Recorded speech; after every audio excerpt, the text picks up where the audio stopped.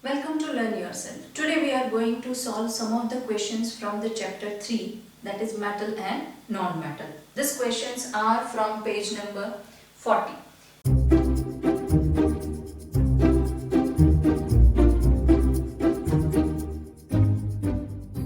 So first question is, give example of metal which is liquid at room temperature. So of course it is Hg, it is mercury.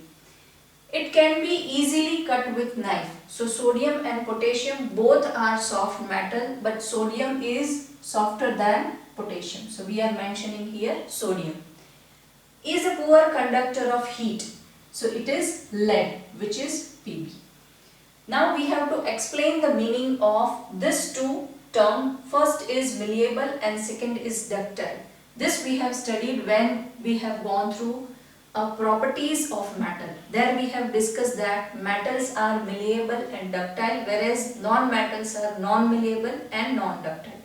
So the malleable means we can press it, we can heat it hard, and we can make a thin sheet of a metal. So that is the meaning of malleable. So we can heat, we can press, and we can make a thin sheet of metal. That is the meaning of malleable. Whereas meaning of ductile is we can stretch them and we can form a wires out of the metals. So we can stretch them and we can form wires out of the metal. Whereas we can't do any of this with non-metal.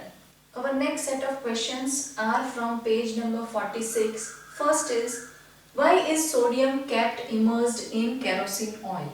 So the answer is sodium is very reactive metal, and when it comes in a contact with atmospheric oxygen, it will start burning. So to avoid contact with air, to avoid contact with atmospheric oxygen, we are keeping it immersed in kerosene oil.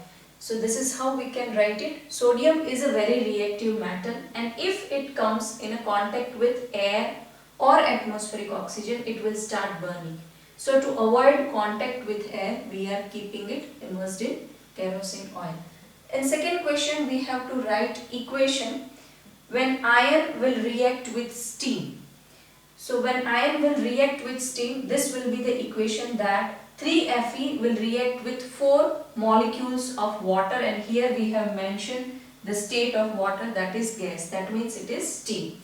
Then we will get Fe3O4, that means iron oxide, iron 3 oxide, ferric oxide, and 4 molecules of hydrogen gas. In second, we have to write equation when calcium is reacting with water. So when calcium is reacting with water, we will get hydroxide of calcium, that is calcium hydroxide, and hydrogen gas.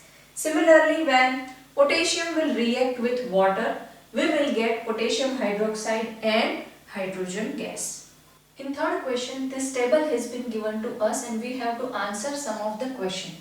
In this, these are the metals, metal A, B, C and D. When we are adding metal A to iron sulfate, then what will happen has been mentioned it here.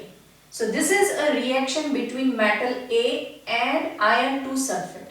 This is a reaction between metal A and copper sulfate. Here these places are empty in the table. Where I have mentioned the cross, that means there is no reaction in between them. That means metal A and FeSO4, so there is no reaction in between them. Now from this table, when we will see that metal B will react with ferrous sulfate, this is Fe2SO4, that means it is ferrous sulfate. When metal B is reacting with ferrous sulfate, then displacement reaction is taking place. When the displacement reaction will take place, when metal B is more reactive compared to iron, then only it can replace Fe. So here we can write that B metal is reactive compared to Fe, then only it will displace Fe. Whatever metals they have given us, that is Fe, Cu, Zn and Ag, from that zinc is the most reactive. After that iron will come, after that copper will come, and then silver will come. This is the reactivity for this metal. So accordingly we will see that which metal can replace zinc. So none of the metal can replace zinc here. That means more than zinc, any of this metal is not reactive. These metals are not reactive compared to zinc. Our zinc is the most reactive metal from this. Now first, the most reactive metal from this, that we can check from here. So B metal can displace Fe. Our second most reactive metal is Fe. So from this metal, which metal can displace iron is the most reactive from this metal. We can also say that copper is displaced by A metal, but copper is at the third place. Silver is displaced by metal C, but silver is at the last place. So our B metal is most reactive because it can displace Fe. Now when B plus CuSO4 will be there, B plus CuSO4 will be there, then what will happen, that we have to see. Now copper is less reactive compared to iron. So if it can replace iron, it can definitely replace copper.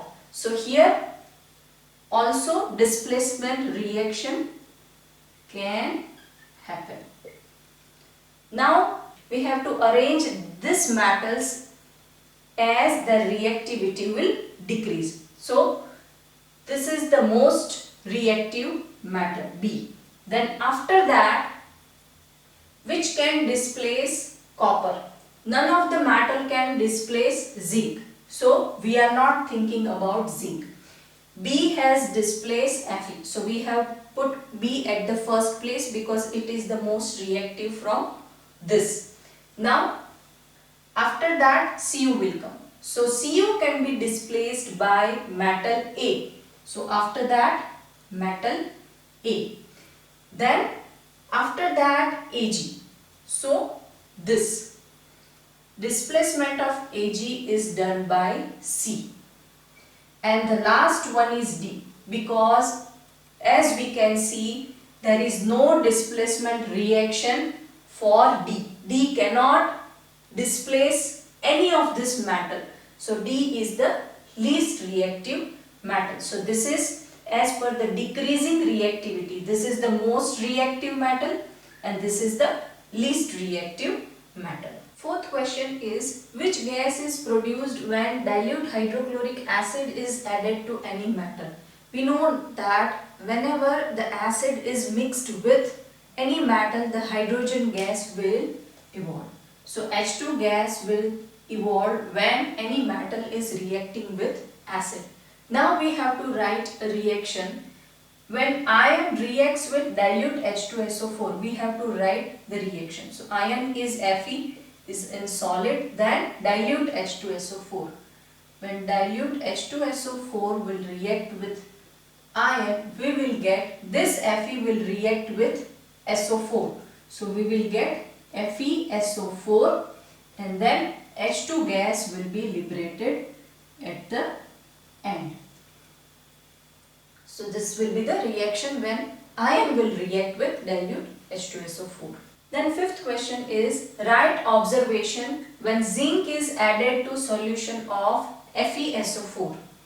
So zinc will be in solid form, then FeSO4, and what will happen? Here, if zinc is more reactive compared to iron, then it will replace iron from this compound.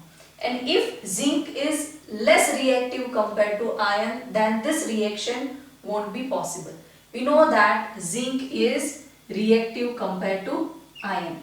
So for this, you have to remember the activity series of metal. Then only you can answer this type of question. So here zinc can replace Fe and this reaction is known as displacement reaction. So this will become ZnSO4. Why? Because zinc is reactive compared to iron. And here we will get iron in the solid form separated. In coming videos, we are going to solve some of the more questions from the exercise. So don't forget to subscribe, learn yourself. I'll see you in next video. Till then, keep learning, keep sharing.